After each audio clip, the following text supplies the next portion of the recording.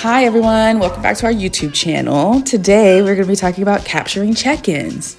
When we think about engagement with our dogs, especially in a shelter environment, it can feel like we're constantly trying or fighting to get their attention, but some of those most valuable moments are the ones that they actually offer on their own voluntarily.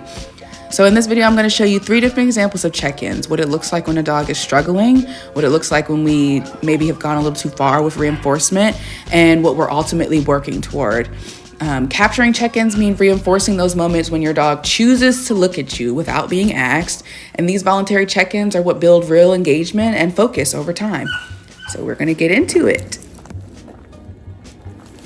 Okay, so here is an example of a dog who may be a little over threshold, a little overstimulated, too overstimulated to focus and check in. We have Leo here. You can tell that he is much more focused on his environment rather than on me. He's not offering me any check-ins. So this tells me that this setting might just be a little bit too challenging for him right now. This gives us a lot of useful information though. Before we can really build that engagement or work to build that engagement, we need to make sure that the dog is able to stay under threshold as much as possible and have the ability to respond in their environment. So where I might go from here is try a different, less stimulating, quieter environment to start building that with him first.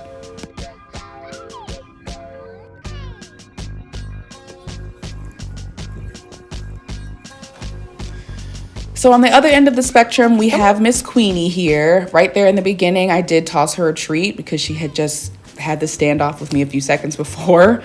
Queen understands check-ins, but here you can see how she begins to rely on the treat. She hesitates to move forward and becomes more focused on the reward than the actual environment or, anything else. This can happen when we reinforce every check-in for too long without variation, without taking breaks. And you can see the Queen here has become fixated on the food before she can even do anything. So this is the other end of the spectrum.